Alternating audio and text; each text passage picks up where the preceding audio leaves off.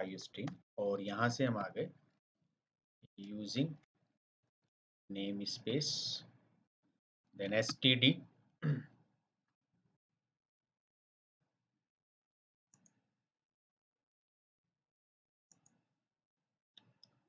सो using name space std और main. अब हमें थोड़ा सा लिटिल बिट क्लास का यूज करना होगा कि हम कुछ वेरिएबल डिक्लेयर करते हैं, तो पहले थोड़ा सा क्लास की हायरार्की को समझना पड़ेगा। सो से आपने बनाया क्लास, ये है VS कोड। सो अब कुछ चीजें निकल के सामने आई हैं। That is a class name storage class. It is a access specifier that is a private. So the private can not be access outside the class. ये थोड़ा सा मैं लिख देता हूँ, can not be access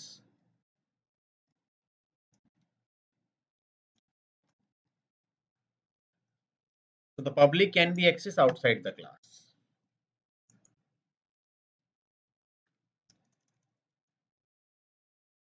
That is the public.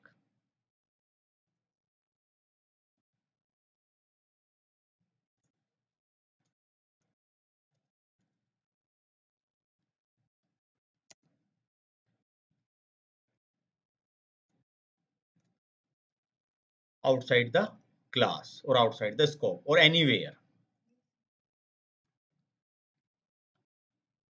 It is the constructor. The name of the constructor same. क्या है ये? Constructor.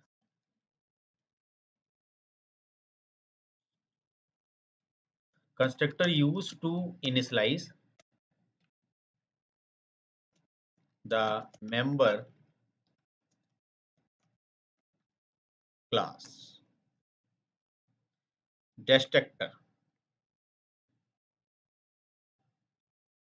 used for deinitialize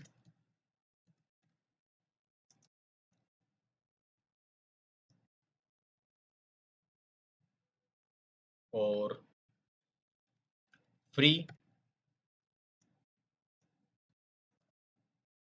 the memory. And the identification of the destructor is tiled. Tiled. This one.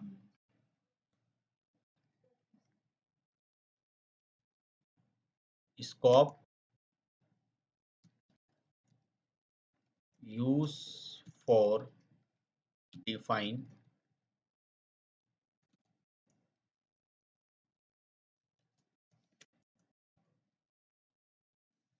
outside the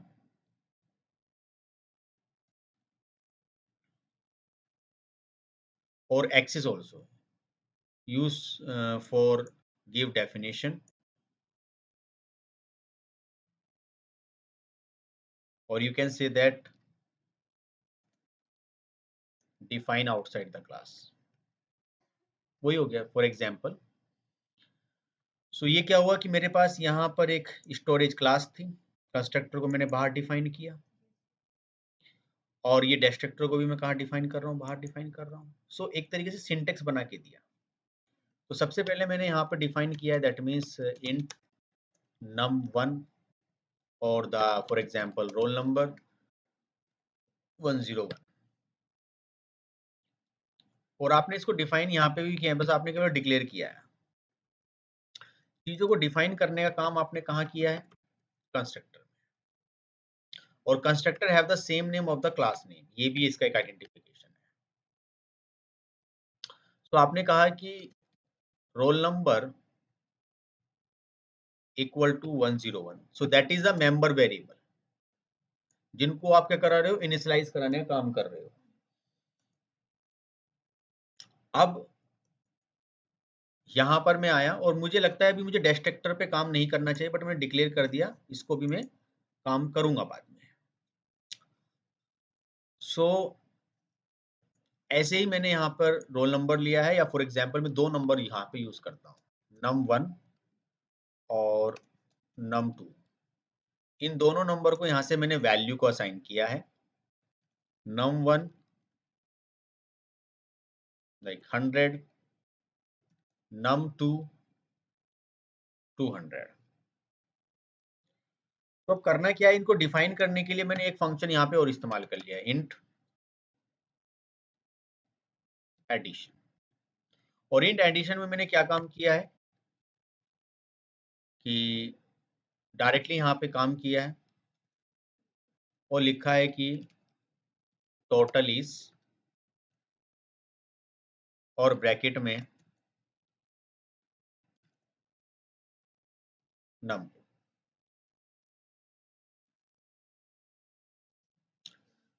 तो इसे call करते हैं। तो class को call करने के लिए क्लास का जो स्कोप है वो कहां तक है, यहां तक है। सो मैं क्या करूंगा, क्लास का एक ऑब्जेक्ट बनाऊंगा। तरीके से करते हैं कि ओबीजे और ओबीजे डॉट, और मेरे फंक्शन का नाम है एडिशन।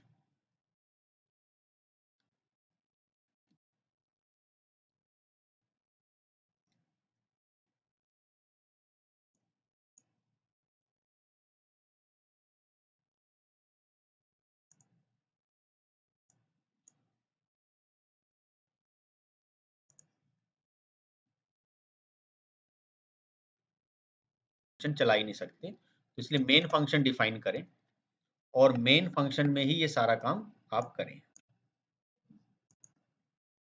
कि कंपाइलर यहीं से कमांड्स लेनी स्टार्ट करेगा। तो आप इसे यहां से रन करें। सो अब स्टोरेज क्लास के ऊपर बात आई है, तो मैं इसमें क्या करता हूँ, यहाँ पे स्टोरेज क्लासेस के लिए इंटीजर, और यहाँ से एक मेन भी कर देता हूँ, that mean integer return. Return आप कुछ भी लिख सकते हो, यहाँ पे जीरो वगैरह जो भी आप लगाना चाहो। तो यहाँ पे बात क्या है कि ये बता क्या रहा है, ये बता रहे जब आपने यहाँ कंस्ट्रक्टर को बाहर कॉल किया तो आप इसे यहाँ डिफाइन क्यों कर रहे हो। स्कोप रेजुलेशन का मतलब क्या होता है कि एक फंक्शन को यहाँ डिफाइन नहीं करना, केवल उसे डिक्लेयर कर दिया। और डिक्लेयर कैसे किया, आप यहाँ गए और आपने देखो यहाँ पहले ही इस फंक्शन को यहाँ ऐसे सेमीकोलन लगा के डिक्लेयर कर दिया। उसकी डेफिनेशन कहाँ बता रहे हो, बाहर। ये है स्कोप रेजुलेशन कि फंक्शन यहाँ, जैसे ये तो कंस्ट्रक्टर है, कंस्ट्रक्टर यहाँ बना है, डिफाइन आपने यहाँ पर किया है। तो अब आप इसको चला लीजिए दोबारा से। देन प्रीवियसली डिफाइन हियर, कि कहा गया है कि ये कहीं और भी डिफाइन है। कहाँ डिफाइन है, ये डिफाइन कहीं नहीं है। तो एक काम करो, इसको ये हटाओ, क्योंकि इसको भी क्या मानता है, डिफाइन। तो इसलिए डायरेक्टली क्या लगाओ, सेमीकोलन। सो मैं अब इसको यहाँ से एग्जीक्यूट करता हूँ।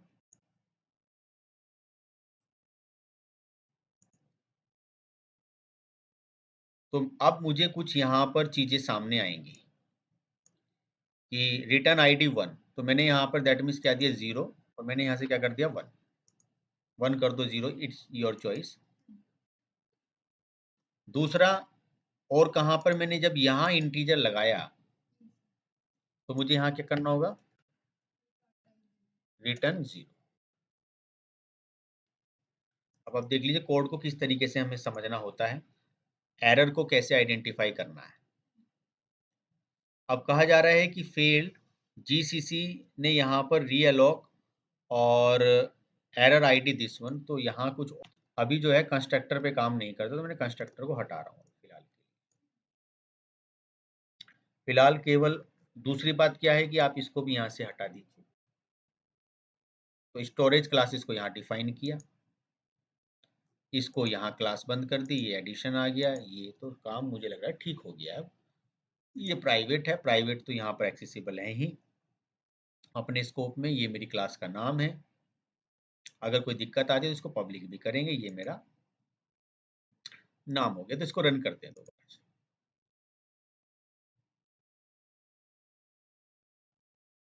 अब मुझे क्या मिली है, तो अब इस प्रोग्राम को समझना, इसमें हुआ क्या है।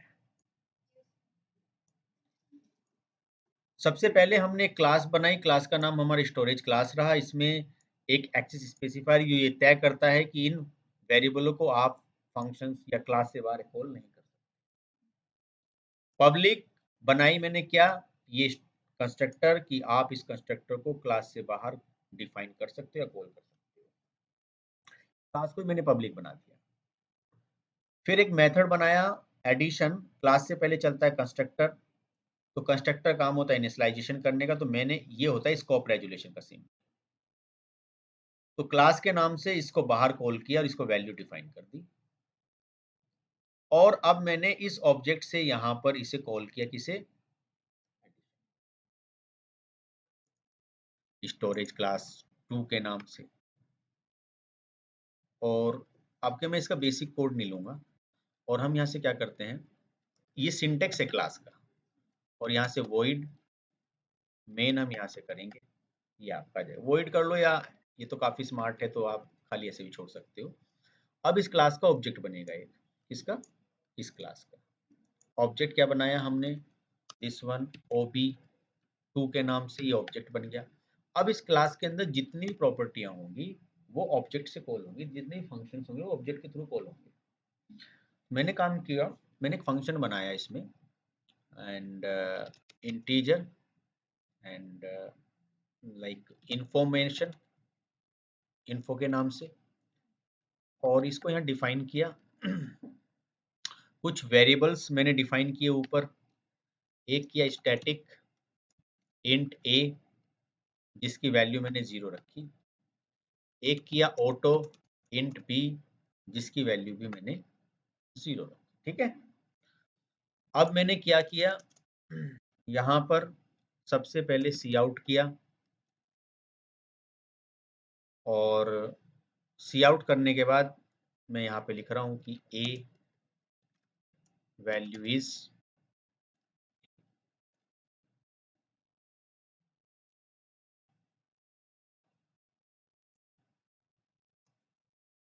एंड b वैल्यू इज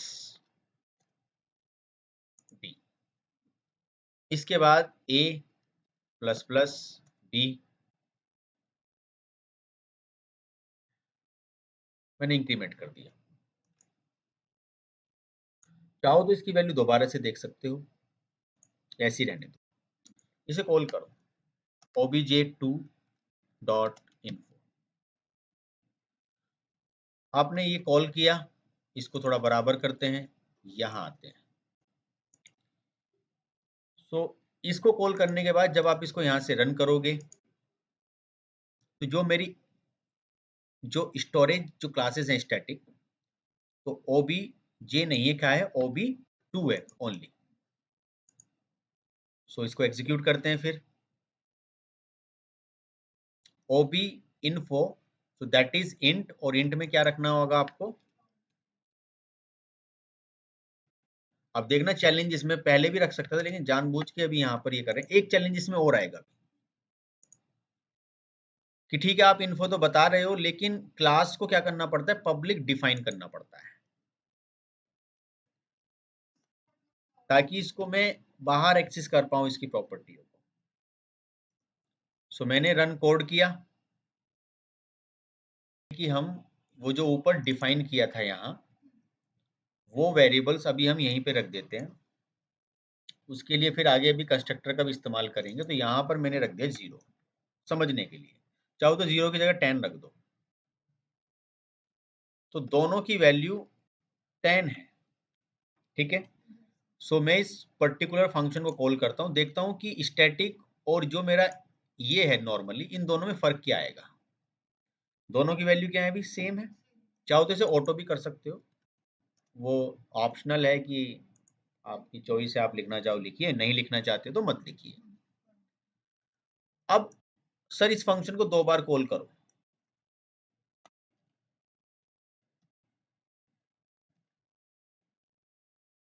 अब जो इसकी वैल्यू आएगी ना, तो क्या था, स्टैटिक वैल्यू अपनी वैल्यू को रिटेन रखता है, तो ओ बी जे गलत लग जाता है बार बार, ओनली द जे, आप ये देखिए क्या ये, सो ए क्या था, static, so static retain are value, तो उसकी नहीं हुई ना, तो बार बार ऑटो क्या करेगा, हर बार जब उस फंक्शन को चलाओगे वो हर बार इनिशियलाइज किससे कर देगा, 10 से, तो उसकी वैल्यू हर बार क्या हो जाएगी। लेकिन जितनी बार भी आप इसे कॉल करोगे, स्टैटिक जहां लास्ट रुका था वहीं से स्टार्ट करेगा अपने आप। तो ये एक तरीके से डिफरेंस है और फायदा भी है। हाँ, रिटेन करेगा। सेम इसी तरीके से कर लेते हैं हम कि एक तो कोई वेरिएबल है जैसे एक्सटर्न, और जैसे हमने कहा कि रोल नंबर। अब एक्सटर्न जो है वो एक आपका स्टोरेज है, देन यहाँ पे आपने रखा इंटीजर। अब जरा आप इसको फॉर एग्जांपल आप डिफाइन करने की कोशिश करें सबसे पहले। तो अब यहाँ आप सबसे ऊपर डिफाइन कर रहे हो, तो यहाँ पर एक आपको एक इंफॉर्मेशन दिखाई देगी कि आप यहाँ इस लेवल पे डिफाइन नहीं कर सकते। आपको डिफाइन करने के लिए, इनिशियलाइज करने के लिए कुछ फंक्शन की, कुछ कंस्ट्रक्टर की जरूरत होगी। अब इन्होंने कहा है कि आप ये एक्सटर्न है, तो एक्सटर्न क्लास के अंदर नहीं बनता कभी। एक्सटर्न क्या करोगे, यहाँ आ जाओ। सॉरी, शायद मैंने हटाया नहीं, पहले इसको हटा के एक बार रन कर देता हूँ, प्रॉब्लम दिखा दें एक्चुअल में। सो अब आप इसको यहाँ से कट करें, यहाँ लाके क्या करें, इसको पेस्ट करें।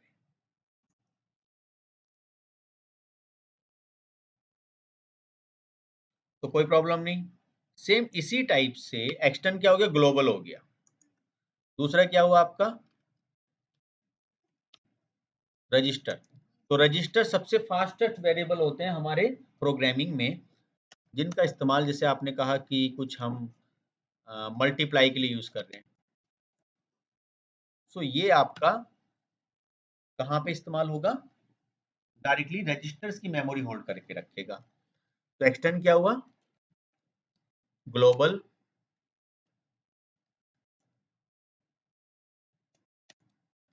Can be axis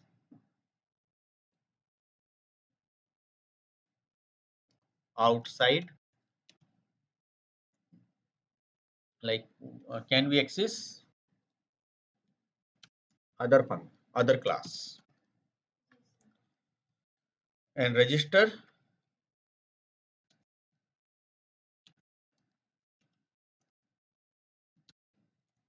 it is the fastest variable in Python. So the fastest variable in Python चल रहा है actually, तो in is a fastest variable, so it is stored into processor itself. Clear. अब आपको define करना है, तो sir पता ही है अब हमें क्या होता है, कंस्ट्रक्टर। क्लियर। तो कंस्ट्रक्टर काम क्या है कि सर अब इनको वैल्यू को असाइन तो करा दो, मैंने कहा करा दीजिए। तो आप यहाँ पर क्या लोगे, फिर कंस्ट्रक्टर का नाम क्या रहेगा, सेम रहेगा जो हमारी क्लास का नाम है। जी नहीं, क्लास के जो एलिमेंट्स हैं, जैसे क्लास के अंदर जो एलिमेंट्स हैं, जैसे क्लास के अंदर जो चीजें डिफाइन है उनको इनिशियलाइज करने का काम, जैसे मेंबर वेरिएबल बोलते हैं। हाँ,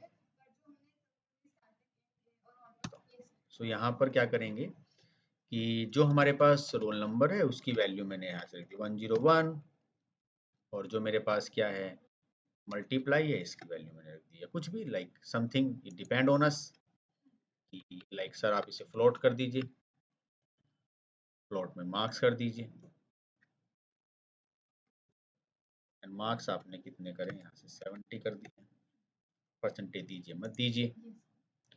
देन आप इसको यहाँ से रन कीजिए,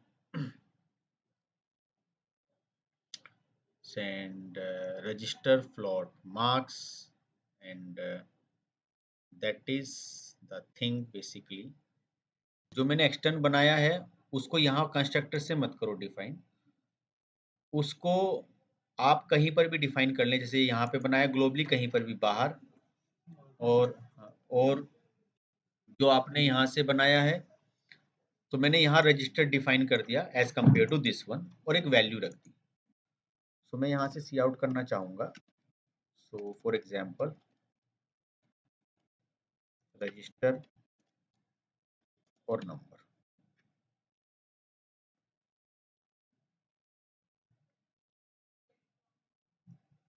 तो मुझे क्या मिल गया?